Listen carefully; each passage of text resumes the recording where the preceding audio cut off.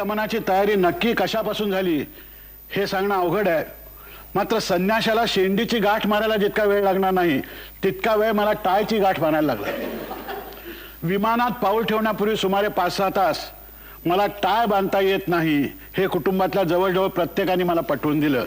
आणि हळूहळू गळ्याच्या गाठीपासून ते बुटाच्या गाठीपर्यंत अनेक तऱ्हेच्या गाठी मारण्यापासून त्या सोडवण्यापर्यंत त्या 5-6 तासामध्ये पाश्चात्य देशातल्या रीतिरिवाजाबद्दल परदेशात गेलेल्या आणि बऱ्याचशा न गेलेल्या लोकांनी माझी बौद्धिक घ्यायला सुरुवात केली.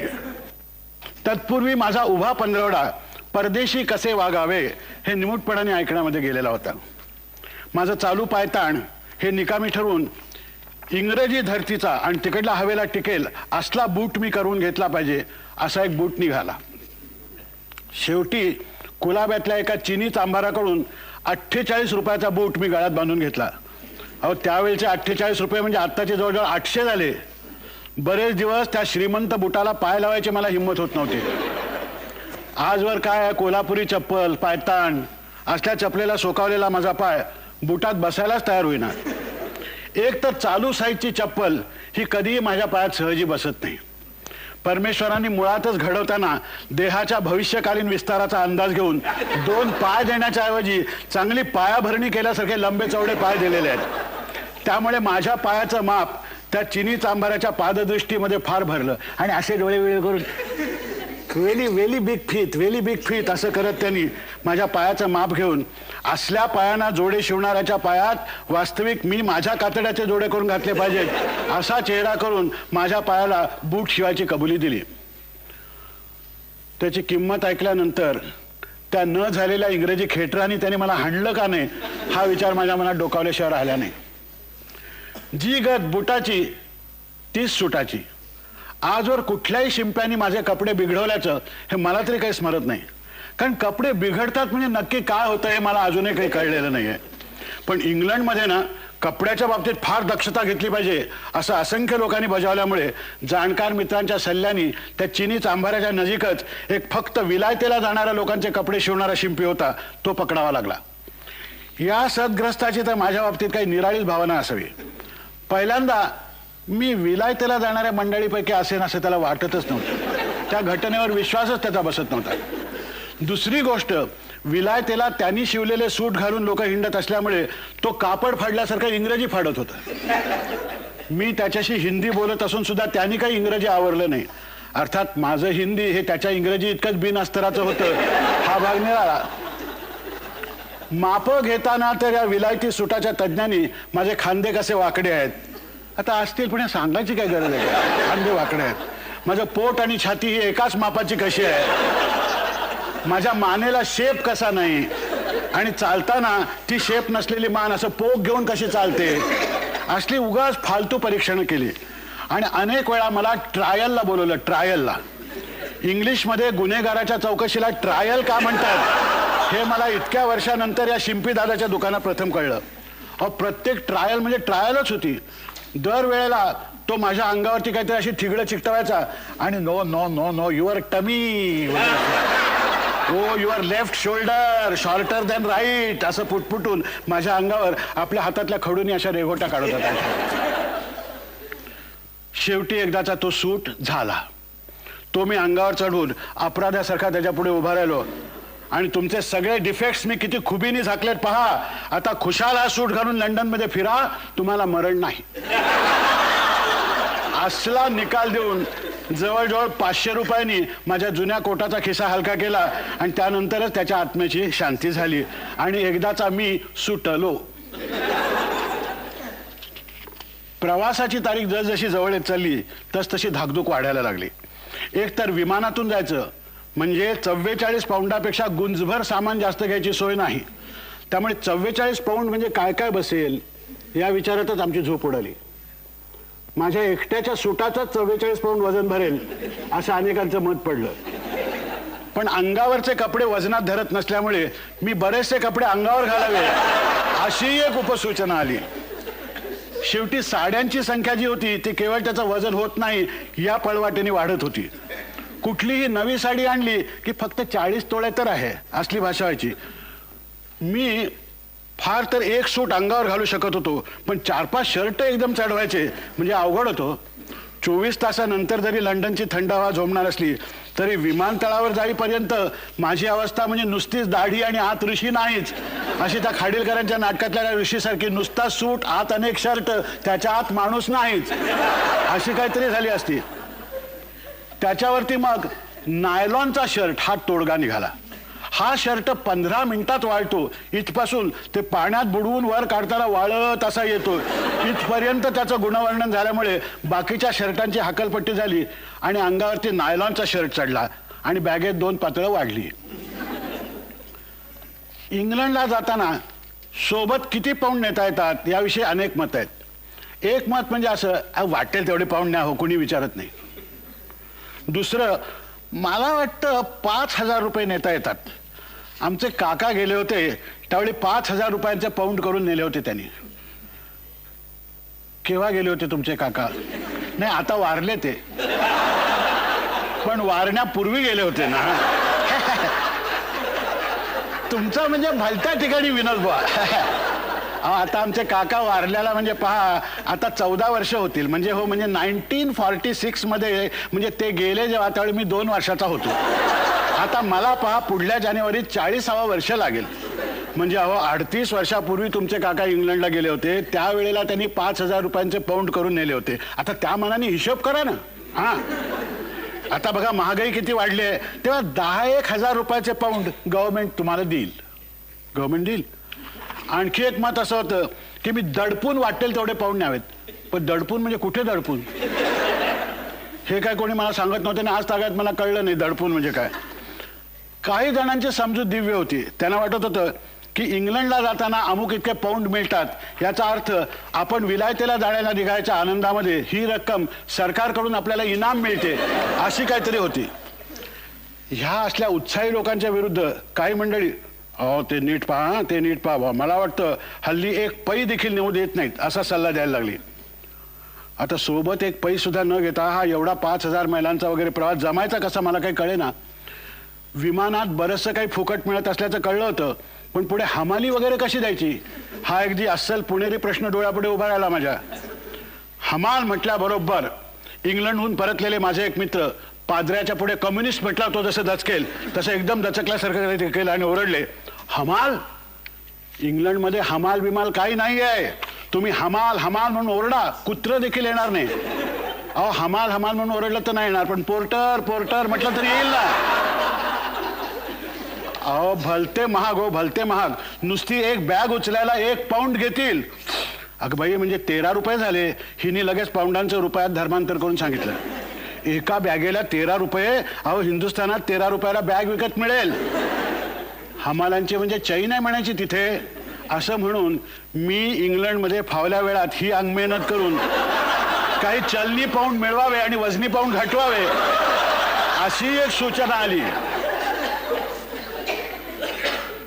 विमान कंपनीची कचेरी ही आतून देखील बाहेरून सजवलेल्या दुकानाच्या खिडक्यांसारखी सुंदर असते. आजवर आम्हाला निपाणी, संकेश्वर, चिपळूण, रत्नागिरी, कोल्हापूर असली तिकीटं मागायची सवय. त्यामुळे लंडनचं तिकीट कसं मागवायचं हा एक चिमुकला पेच होताच. मला एक जुना अनुभव आठवला. त्यावेळेला भो पंचम जॉर्ज भूप होते ना, ते गादीवरती होते. त्यावेळची गोष्ट आहे. आम्ही 2-4 मित्रांनी मॉन्जिनीमध्ये जेवायला जायचा बेत केला होता. त्या काळातलं मॉन्जिनी म्हणजे काय सांगावं महाराजा, ह्या थाटातलं होतं. आता ते मॉन्जिनी गेलं आणि ते जॉर्ज भूप धन्य भन्य भो वगैरे ते सुद्धा निघून गेले, नाहीसे झाले. ती मॉन्जिनी ही त्या प्रचंड उपहारगृहा पुढली पाठी वाचून कुत्र्यापासून सावध राहा ही पाठी वाचल्यावर होते ना, तसे आमचे चेहरे झालेले होते. तोपर्यंतचा आमचा जेवणानुभव हा म्हणजे मामा काणे, काका तांबे इत्यादी आचार्य मातुलांच्या पलीकडे काही गेलेला नव्हता. आणि इंग्लिश सुद्धा आमचं जे होतं ते तरखडकरांच्या 3 भाषांतर पाठमानांना टेकून उभं होतं.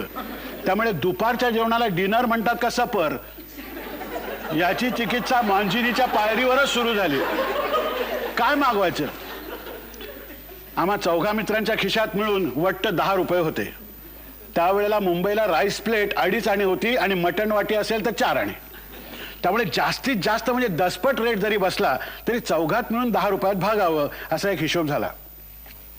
तात्पर्य पैशाची बाजू अगदी बळकट होती असं आम्हाला वाटत होतं. प्रश्न होता ताट मागवायचे कसे. शेवटी प्रत्येकाने आपापल्या कुलदेवतेचं स्मरण करून आत पाऊल टाकलं. बराच वेळ आमच्याकडे कोणी पाहिच ना.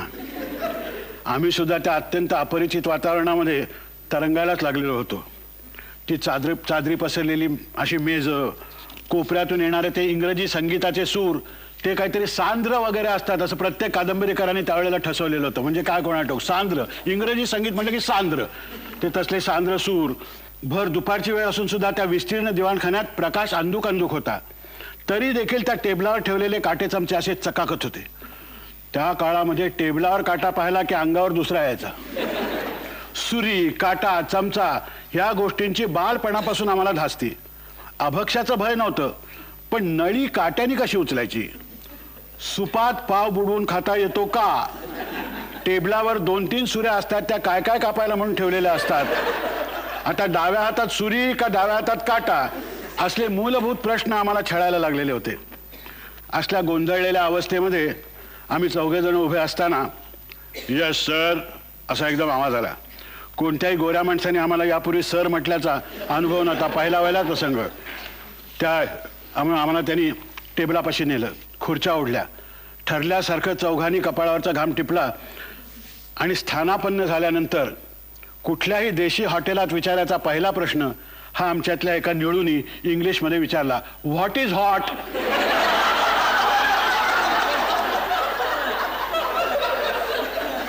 त्या गोऱ्या परिचारकांनी, वास्तविक तो तितका गोराबिरा नव्हता, पण त्या अंधुक प्रकाशामध्ये आणि सांद्र वगैरे त्या इंग्लिश वातावरणात आम्हाला प्रत्येक जण गोराच वाटत होता. त्यांनी फक्त त्यातला हॉट हा शब्द ऐकला आणि खांबाजवळचा पंखा चालू केला. आमच्या पुढे मेनू ठेवला. पुढली 5-7 मिनिटं त्या मेनूवरची ती जी अक्षरं होती, काहीतरी हॉर्स, डी, अमुक अमुक वगैरे, ते काय होतं कोणाला ठाऊक. हॉर्स कशाला तिथे त्या मेनूत हे कळलं नाही, पण तो हॉर्स नसतो हे नंतर कळलं. तिथपासून शेवटपर्यंत नावं वाचण्यात आणि लावण्यात गेली. एकही शब्द लागत नव्हता. फक्त पुढल्या किमती तेवढ्या कळत होत्या काय त्या. आता जेवण मागवायचं कसं हा सुरुवातीपासून भेडसवणारा प्रश्न पुन्हा दुप्पट जोराने उसळून आला. त्यातून तो वेटर तर एखाद्या मेणाच्या प्रदर्शनातल्या पुतळ्यासारखा असा गंभीर, चेहरा काय असाच राहिलेला होता. शेवटी आमच्या निळूनी पुन्हा एकदा त्याला व्हॉट इज हॉट वगैरे पुटपुटून पाहिलं, पण काही उत्तर नाही. मग नुसतंच एकदा त्याच्याकडे बघून आम्ही हसायचं वगैरे. तो पुन्हा काय नाही. काही क्षण अशा चमत्कारिक शांततेत गेले. चौघांच्या पैकी कोणाच्या तरी तोंडातून मग एकदम 4 cups of T and biscuits अशी ऑर्डर गेली. त्याने ऐकलं 4 टीज असं म्हणून तो निघून गेला.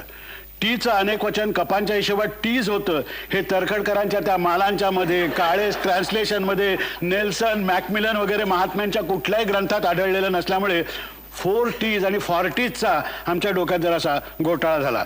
बहुधा 40 ही बिस्किटांची संख्या असावी असं गोविंदाला वाटलं आमच्यातले. प्रत्येकी 10 बिस्कुटं सहज उडवता येतील असंही समाधान करून घेतलं आम्ही.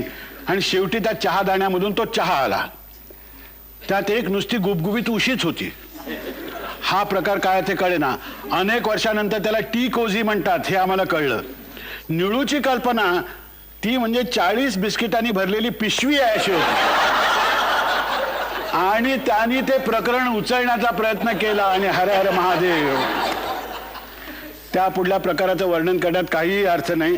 त्या कडक चहापैकी निम्मा अंगावर घेऊन अनेक चमत्कारिक नजरा चुकवत आज आम्ही लगेच फुटपाथावरती उभे झालो. सगळे तरखडकर, काळे, मॅकमिलन, नेल्सन कोळून पिऊन सुद्धा इंग्लिश हॉटेलमध्ये जाऊन चहा कसा मागवावा अगर प्यावा किंवा 4 ताटे कशी मागवावी हे काही शिक्षण आम्हाला मिळालेलं नव्हतं. परवापर्यंत त्या मांजिनीच्या लगतच्या फुटपाथावरून जाताना उगीच धडधडल्यासारखं व्हायचं. स्वातंत्र्याच्या चळवळीमध्ये मांजिनीच्या त्या दुकानामध्ये शिरून सगळा कब्बशा फोडाचं राष्ट्रकार्य करायचं अशी एक क्रांतिकारक कल्पना बरेच दिवस माझ्या डोक्यामध्ये रेंगाळत होती. त्या इंटरनॅशनल एअरलाईन्सच्या गुळगुळीत आणि चकचकीत कचेरीत लंडनचं तिकीट काढायला जाताना माझी अवस्था पुन्हा तशीच झाली. त्यातून त्या दिवशी मुंबईत भयंकर उकडत असल्यामुळे मी लेंगा आणि मलमली सदरा घालून त्या कचेरीत गेलो होतो. त्यामुळे त्या अद्ययावत वातावरणामध्ये मी अगदीच विदाऊट तिकीट माणसासारखा मलाच वाटायला लागलो. गुळगुळीत इंग्रजी मासिकांच्या चित्रात आढळणाऱ्या असल्या स्त्रिया असतात त्यांच्याशी बोला चालायचे प्रसंग आम्हाला अगदी कमीच, म्हणजे नाहीतच. त्यातून टूथपेस्टच्या जाहिरातीसारखं त्यांचं ते अभ्यासपूर्ण हे केलेलं हास्य, ती पदराची चाल ढकल, मंद सुगंधाचा दरवळ, त्याला साथ देणारी रंगीत पार्श्वभूमी, ते भलतंच लाघवी अगत्य, ह्या साऱ्या प्रकारामध्ये माझा तिकीट काढून का हो देईना हा प्रश्न तसाच लोंबत राहिला. तर वास्तविक माझं तिकीट आधी काढलेलं होतं, मला फक्त ते त्यांच्याकडून आणायचं होतं. पण ते हस्तगत होण्यापूर्वी इतर काही दिव्यातून पार पडावं लागतं. ती दिव्य मी आणि ही गेला महिनाभर करत होतो. इंग्लंडला जायला कुठली कुठली इंजेक्शनं घ्यावी लागतात या प्रश्नाला दमा, रक्तक्षय आणि बाळंत रोग एवढे जर सोडले त्या सगळ्या रोगांची नावं आम्हाला सांगितलेली होती. कोण? देवी, हा देवी. कॉलरा, टायफॉइड, पिवळा ताप, प्लेग, मलेरिया, खांजिण्या, गोवर, निमोनिया, संधिवात, ब्लड प्रेशर, मधुमेह, ज्याला जे सुचेल ते तो सुचवत होता. आता याबद्दल बरेचसे मतभेदही होते. काहींच्या मते फक्त देवीवर भागेल, तर काही जण त्याच्या जोडीला कॉलराही हवा आणि टायफॉइडही हवा अशाही मताचे होते. पिवळ्या तापावरती जरा दुमत होतं. पिवळा ताप हा फक्त अमेरिकेला जाताना आढळतो असं त्यांचं म्हणणं. काहींच्या मते प्रवासासाठी जरी या लशी टोचून घेणं आवश्यक असलं तरी इतक्या दूर देशी जातात एकदा चेकअप करून घ्या. नाही म्हणजे माणसाचं काही सांगता येत नाही. लस टोचून घेणं हे एक स्वतंत्र प्रकरण होतं. देवीवरती सर्वांचं एकमत झालं तेव्हा त्या मोहिमेवर निघालो. ही सगळी व्यवस्था मुंबई म्युन्सिपाल्टीची असल्यामुळे मनात भीती होतीच, कारण म्युन्सिपाल्टीच्या हातात काम गेलं की ते वेळेवर होणं कर्म कठीण. मग ती म्युन्सिपाल्टी मुंबईची असो नाही तर व्हेनेझुएलाची असो. पण देवीच्या बाबतीत मला धक्काच बसला. अहो, त्या कचेरीमध्ये टोचून घ्यायला आलेल्या माणसांच्या बद्दल भलतंच प्रेम आढळलं. हा म्हणता त्यांनी टीका काढल्या. वास्तविक इंजेक्शन या गोष्टीचं मला उगीच थोडंसं भय आहे. त्या मानाने आमचं कुटुंब बरंच धीट, अगदी गोंधून घेतलेल्या हौसेने तिने कॉलराच्या आणि देवीच्या सुया टोचून घेतल्या. शेवटी 72 रोगापैकी 70 वजा झाले आणि फक्त देवी आणि कॉलरा या 2 ज्वरावरती आमची सुटका झाली. हाफकिन इन्स्टिट्यूटमध्ये फक्त कुत्रा चावला तरच जावं लागतं अशी माझी एक समजूत होती. सुदैवाने मला अजून कुठल्याही कुत्र्याने तोंड लावलेलं नाहीये. माझ्या आयुष्यात अनेक कुत्री आली आणि गेली, पण एकाही कुत्र्याने कधी तोंड अगर पाय वर करून माझी वाट कधी वाकडी केलेली नाहीये. त्यामुळे हाफकिनमध्ये पाऊल ठेवताना आम्ही 10 वेळेला अहो मला कुत्र्याचं इंजेक्शन नको आहे, कॉलराचं हवं आहे असं प्रत्येक शिपायाला बजावत कॉलरापर्यंत जाऊन पोहोचलो. तिथे सुमारे 100 माणसांची बारी लागलेली होती. शेवटी सुमारे 1 तासाने पुढल्या माणसाची पाळी आली आणि तेवढ्यात मी त्या डॉक्टरच्या बाजूला उभ्या असलेल्या परिचारिकेच्या टेबलावर निरनिराळ्या लशी, सुया वगैरे ठेवल्या होत्या. त्या ठीक आहेत की नाही याची खात्री करून घेतली. पुढल्या माणसाचं टोचून झालं आणि मी सरकलो. हां, कुठे जाणार? डॉक्टर म्हणाले, कॉलराला. काय? हा कॉलरा नाही, इंग्लंडला. बरं, पासपोर्ट? ह्या सगळ्या गडबडीमध्ये मी पासपोर्ट घ्यायलाच विसरलो होतो. टोचून घ्यायला जाताना पासपोर्ट लागतो हे मला कोणीही सांगितलं नव्हतं. 1 तास बारीत उभं राहायची तपश्चर्या फुकट गेलेली होती. दुसऱ्या दिवशी पुन्हा तीच तपश्चर्या करून मी दंडातून नमुन्यापुरता कॉलरा घुसवून घेतला एकदाचा. वास्तविक परदेशी जाताना पासपोर्ट, व्हिसा वगैरे प्रकरणं भलती अवघड हो. 2 वर्षापूर्वी मी परदेशी जायला निघणार होतो, त्यामुळे माझा पासपोर्ट तयार होता. पण एकच गोष्ट मला भेडसावत होती, ती म्हणजे त्यावरचा माझा फोटो. पोलीस स्टेशनवरती वॉन्टेड लोकांचे फोटो असतात ना, तशा प्रकारचा माझा तो फोटो आहे. शिवाय त्याच्यावरची सही हा एक दुसरा त्रासदायक भाग. माझी सही रोज जवळजवळ निराळी येते. माझे बँकेचे व्यवहार म्हणजे माफक आहेत, तरी सुद्धा खिडकी पलीकडे आमचे रामभाऊ कुलकर्णी किंवा जनुभाऊ जोशी वगैरे मित्र असतात, त्यांच्या भलाईवरतीच पार पडलेले आहेत. दिसामासानी प्रवासाच्या तयारीला रंग चढत होता. मी प्रवासाची तयारी करत असतानाच मध्य पूर्वेत बंडाळी झाली. अमेरिकेची विमानं कुठेशी गेली, अमेरिकेची गेली म्हणून रशियाची गेली, रशियाची गेली म्हणून आणखी लहान मोठ्या देशांनी आपापली विमानं मध्य पूर्वेत धाडली. त्याशिवाय इकडले पंतप्रधान तिकडे, तिकडले पंतप्रधान इकडे वगैरे खो चाललेलाच होता. माझं यापैकी कुठल्याही देशाचं काहीही वाकडं नसताना मधल्यामध्ये माझी परदेशी सफर चिमते की काय ही मला सारखी भीती वाटत होती. घरात कधी नाही ती कुठले ते नासर, कोण आयझेनहॉवर, निकिटा क्रुश्चॉव, मॅकमिलन वगैरे मंडळींबद्दल चर्चा चाललेली असायची. काही जणांचं म्हणणं युद्ध होत नाही, तर काही जणांचं म्हणणं आता जागतिक महायुद्ध अट्टळ. असल्या या जागतिक अशांततेच्या परिस्थितीमध्ये मी मात्र नायलॉनचे मोजे विकत घेऊ का घेऊ नको या विचाराने अस्वस्थ झालो होतो.